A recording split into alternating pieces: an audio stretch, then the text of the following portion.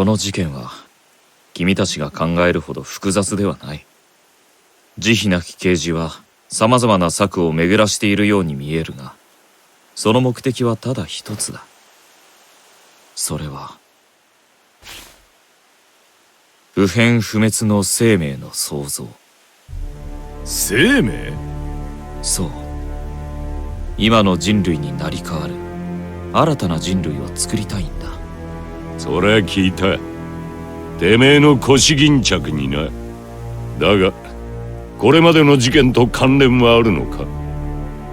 ビッグファイブという言葉を知っているかい？ああ、大量絶滅のことだな。同時期に多くの種が絶滅することだ。オルドビス期末、デボン期末、ペルム期末、三条期末、白亜期末。これまで地球は5度の大量絶滅を経験している。恐竜の絶滅などは皆にも馴染みがあるだろう。そう。だけどそれは地球に限った話ではない。全宇宙的に同時に起こっているんだ。絶対確定世界の瞬間にね。絶対確定世界？なんだそれは。バックヤードには2つの情報有機体が存在する。そうね、アダムとイブとでも呼称しましょう。アダムとイブは意志や知性を持たない。お互いただごく稀に出現しては消滅を繰り返しているの。でもその2つが同時に出現すると、現世とバックヤードは境界が曖昧になり一時的に融合する。それが絶対確定世界と呼ばれる状態。そしてその状態に耐えられないものは絶滅してしまう。最近の情報体フレアの異常はその兆候ということか。いや、待てよ。そうか。慈悲なき啓示の狙いはそのアダムとイブを新たな人類にすることか。当たり。アダムとイブは絶滅に耐えられる存在。不変不滅の条件を満たしているの。いや、当たりって難しい言葉だから聞き流したが、そのアダムとイブは情報なんたらだと言っていたではないか。それがどうして人間になるんだ？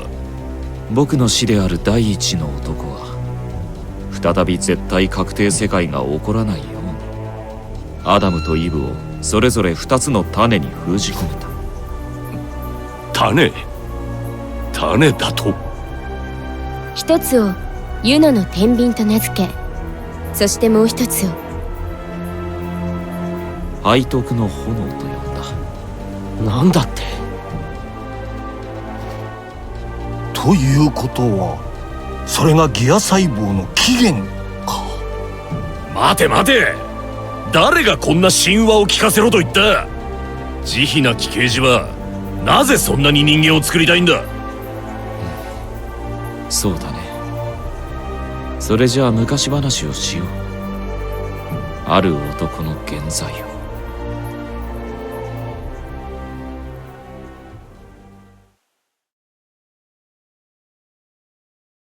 かつてまだこの世界に魔法がなかった時代、一人の賢者が異世界バックヤードを発見した。バックヤードは神羅万象を司り、この世の真理を知ることも世界を思いのままに作り変えることもできる場所だった。賢者はその場所から一つの夢が叶うと考えた。それは人類の幸福、それが永遠に続くことである。賢者はその方法を探るため一体のロボットを作った。与えられた使命は人類の揺らぐことのない幸福、その方法を探すこと。またいかなる結論を出したとしても人間を傷つけないこと。この使命に従いロボットは膨大な学習を始めた。しかしある時一つの疑問にぶつかってしまった。人間とは何であるか。学習を重ねるたび人間が複雑な存在だと知ったロボットは完全に定義することを諦め、結論を得ないまま自ら解釈を作り出した。人間には魂がある。それは漠然としながらもロボットが唯一納得できる答えだった。そしてある日、長い時を経てついにロボットは未来を予測し終えた。意外な結末を。その結末とは、人類が文明の発達とともにやがて自らの意志、その選択の自由を失う未来だった。人は夢を見る。人は意志を重んじる。人は愛を持つ。それらの人間的な衝動を魂と仮定したにもかかわらず、人間は将来的にそれを失うと予測した。自らの使命は未来永劫続く人間の幸福を探すこと。しかし人は永遠に人ではいられない。その上でロボットが使命を完遂するには一つの結論を出さざるを得なかった。この世界にまだ人間はいない。この日を境に彼の目的は魂を持つ者、不変の衝動を司る真の人類を作ることになった。そして同時に現人類は守るべき対象ではなくなった。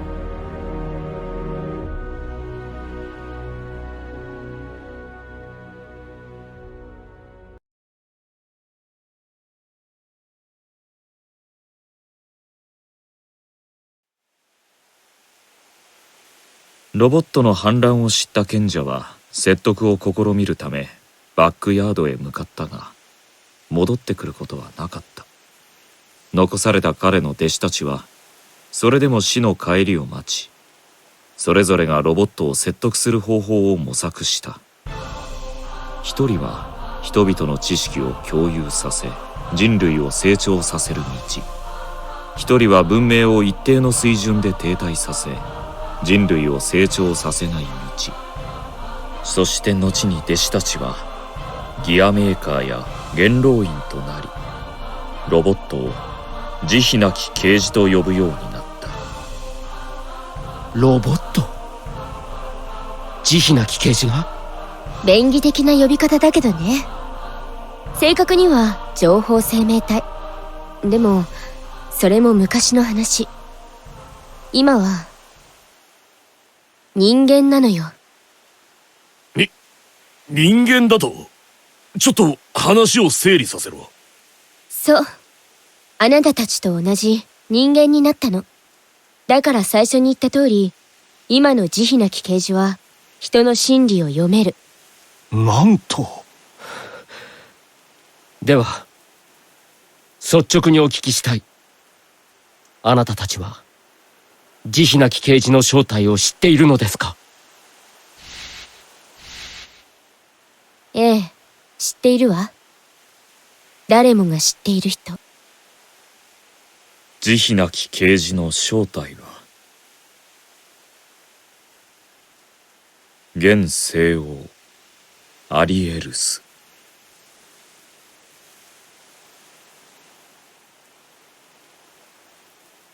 ふざけたことを抜かすな！落ち着け、レオ。落ち着けだと？なんでお前は。いいかギアメーカー、確かにお前には数々の危機を救われた。だが今の話だけは聞き流すことはできん。我々イリリアの民は国と聖王様に忠誠を誓っている。軽々しくその権威を疑ったりはしない。それは信仰かい？それとも職務？どっちもだ！ではどちらも改めなければならない。だとしてもお前は信じられん。しかし、ならばなぜ今まで直接仕掛けてこなかったのですか。チャンスはいくらでもあったはずだ。君が言っていた通りだよ。慈悲なき啓示は人間の意識を標的にしているからだ。あれには本来時間の概念がない。現人類が勝手に自滅するのを待っていてもよかった。しかしフレデリックや僕の妨害に遭うことで自分が使命を果たす前に滅ぼされる可能性を認識した。だから人と同じ価値観を持ってこれに対処する必要があったんだ。ざれ言をな。黙ってろ。話はまだ終わってねえ。フレデリック。ソルだ。何度も言わせるな。お前もギアメーカーだ。本当の名前は何だったかな。さっきから聞いていれば、その第一の男ってやつが人類を危機にさらしたように言ってやがるが、てめえはどうなんだ。ギアを作り、聖戦を起こし、今もなお何かを企んでいる。しかし、この話を信じるならば、ギアメーカーは慈悲なき啓示からずっと我々を守ってきたことになる。ああ、元老院もな。だが実際はどうだ。奴らは何をした。なぜラムレザルは死んだ。僕は自分が善人であるとは言わない。だが今の話に嘘はないよ。ならなぜギアを作った。軍部の介入を阻止できなかった。プロジェクトから抜けることもできたはずだ。なのにお前はギアを作り続けた。ギアを戦争の道具にしたくなかった。僕が作った知識共有のシステムを使えば兵器となった全てのギアに指令が出せる。戦争を止められる。そのためには初めから開発に加わる必要があった。だから僕はジャスティスを作ったんだ。大層な理由だな。だが肝心な説明が足りてねえ。なぜ俺をアリアをギアにする必要があった。アリアのためだ。な。君も知っている通りアリアは死の病を患っていた。そして僕も君と同じく彼女に冷凍睡眠を提案した。その時治せない病だったとしても未来にはいつか治療法が見つかる時が来る。いや僕が必ず治してみせると思ったからだ。しかし彼女はそれを拒んだ。それはフレデリック、君と共に生きる時間を少しでも長く欲したからだ。アリアの意志は固く説得は無駄に終わった。だが僕にはどうしてもその現実を受け入れることはできなかった。そしてたどり着いた結論は一つ。アリアが治療を受け入れるたった一つの理由。長い時を経たとしても再び君に会えること。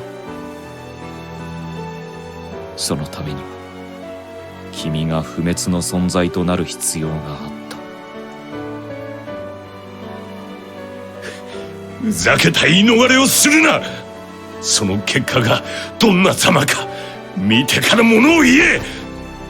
人類は滅びかけ、俺がジャスティスをアリアを殺したんだぞ。アリアは死んでいないわ。何？ジャスティスが初めて暴走した時、アリアの魂は救済できたの。半分だけだったけどね。それが私、アリアの半分。そして私が器に帰れば、ジャスティスはギアではなく、正真正銘の人間となって復活する。彼は、ずっとこの時のためだけに、生きながらえてきたのよ。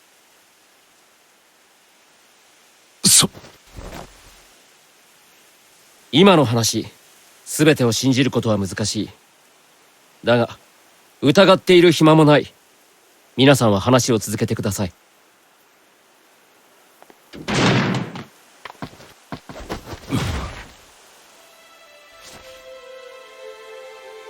ソル、お前の長きにわたる因縁は決して他人が口を挟めるものではないだろう。お前がどんな結論を出したとしても私たちにそれを止められる力はない。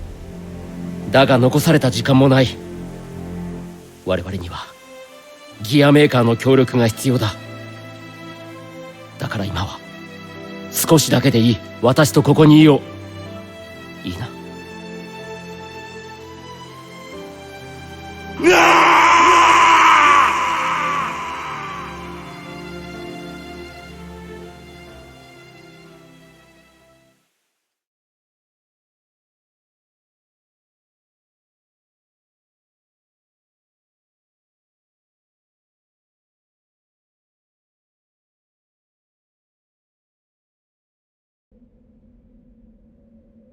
少しは頭を冷やしたか。まあな。やはり全てを鵜呑みにはできんが。それよりお前は、なぜ冷静に聞いていられたんだ。この事件は確かに人の心理をついている。実はこのことにいち早く気づいていた人物がいたんだ。その時は私も冷静さを欠いたよ。ではお前は信じるのか。聖王様が慈悲なき啓示だなんて話を。確信はない。だがジャスティスとエルフェルトの居場所を知るチャンスが一度だけある。祝勝会だ。信仰心と人類の存亡、それを天秤にかけられるとは。また随分と溜め込んだな。うんああ、やってしまった。まあこんな時だ。俺も本国に帰った時、自分の机がどうなっているか。その時は手伝ってやるよ。ん？これはどうした？先日の報告書だ。どういうことだ？被害者のリストにファランクスの遺体も上がっている。ファランクス？レオ、お前が招集したのか？そんなわけないだろう。彼らは西欧直轄の衛兵だぞ。覚悟を決めた方が良さそうだな。ドクター、みんなを集めてください。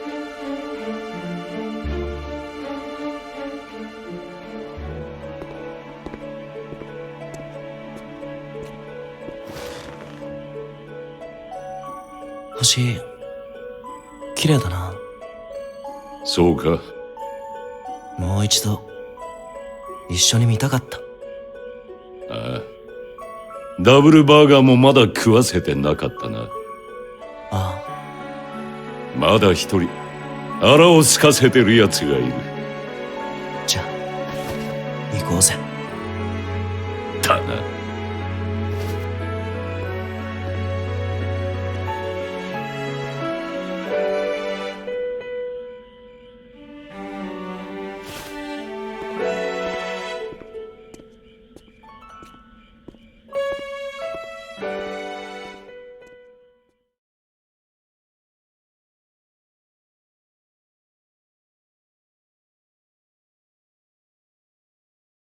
祝勝会。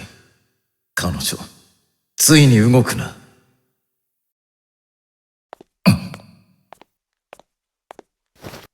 誰だ？近づいてくる。まさか。アクセルロー。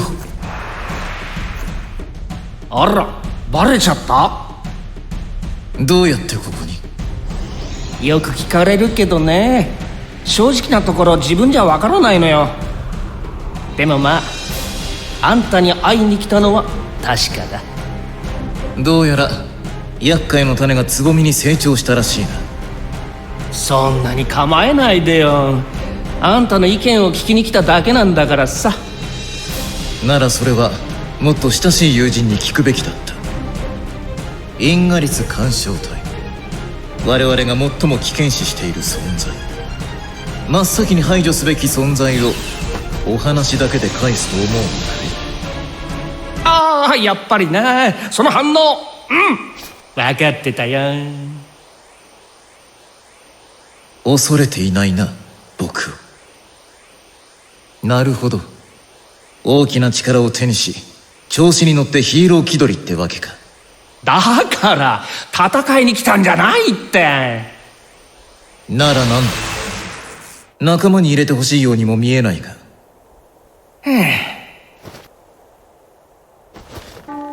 俺のこの力は大きすぎる。ただ邪魔なんだ。でもそれを否定するってことは自分自身を否定するのと一緒らしい。おたくらは俺の逆で力を欲しがってる。それならさ、あんたは自分の何を肯定したいんだ？わからないな。僕らの邪魔をする気がないなら、なぜそんなことを聞く？僕を説得でもするつもりか？それはあわよくばってやつだ。だけど俺の望みはもっとささやかなもんだ。元の時代に、いえ、もう一度だけでいい。めぐみに会いたいだけなんだ。めぐみ？置いてきぼりにしちまった、まあ家族みたいなもんだ。でももしその望みが叶うのと引き換えに世界が崩壊するとしたら、俺がもしそんな狂気の答えを選んだとしたら、そう考えてたらあんたの話が聞いてみたくなったんだ。本気でそんなことを聞くためだけに？僕に殺されるかもしれないのに？分かってる。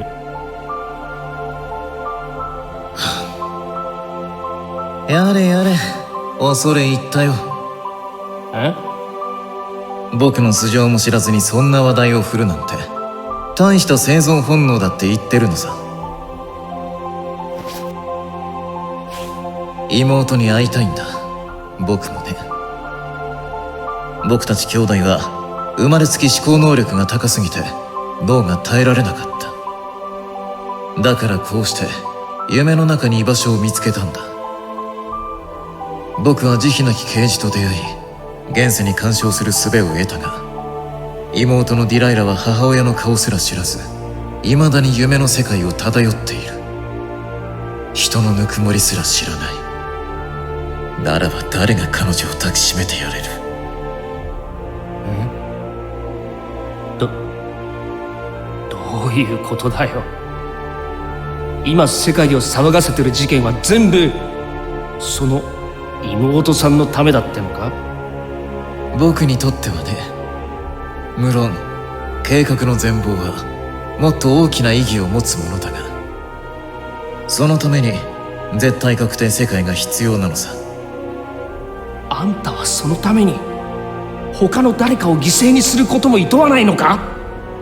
僕を殺し屋か何かと思うのはやめてもらいたいな。そうじゃないってアピールは初めて聞いた。手段を選んでいないように見えるのは無理もないが、今の君ならうすうす理解できるんじゃないか？このバックヤードという空間は人が寝ている時に見る夢とつながっている。だから夢で起きる現象を想像してみれば分かりやすいだろう。そこが夢だと気づいていれば、人はある程度世界をコントロールできる。しかし取り留めもなく脈絡もなく結実しない。そんな経験はないかい？明晰夢？その通りだ。そんな専門用語を知っているとは驚きだけどね。僕は夢の中ならばあらゆる事象を実現させられるが、生物の死以外は長く続かない。しかし絶対確定世界は夢と現実の境界が曖昧になる時だ。その時ならば僕の行いを現世に定着させることができる。つまり妹を、そして今まで殺してきた人間も全て元の生活に戻すことができるんだ。だから僕は手にかける人物の素性は全て記憶してきた。町の人間も全てね。あんた。最初の質問だが、僕が肯定するのは妹がいる世界だけだ。君の境遇には同情するが、もしも妹との再会を阻むようなら、その時は、もう見逃すことはないと思ってくれ。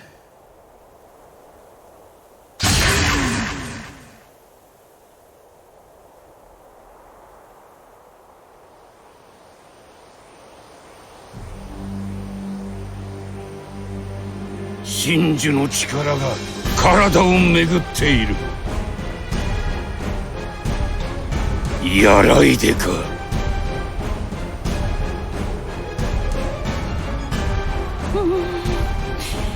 時は上々、宴を始めよ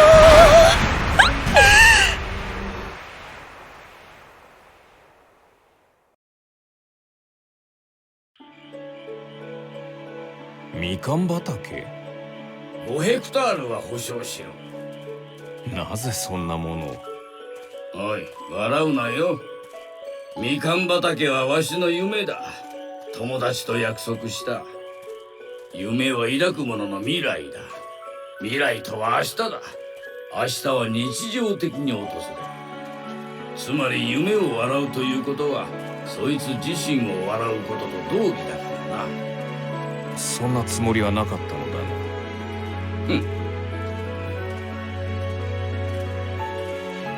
な。しかしよかった。君にも友人がいるのだな。いただ。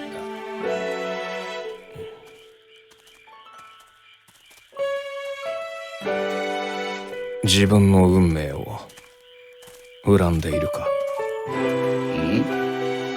ああ、そうだな。運命じゃないが、町の連中は全員に往復ミサイルかますぐらい恨んでる。子供にまでバカにされて情けない。すまない。何？我々の責任だ。君を暗闇の世界に産み落としてしまった。それは違う。生まれてからずっと暗闇しか知らない奴なら寂しいなどと思うか？いずれにしろ貴様が気にすることじゃない。それよりこの作戦の方が心配だ。貴様の考えは物騒すぎる。勝ち目が見えたらそれ以上無茶するなよ。それは敵の出方次第だな。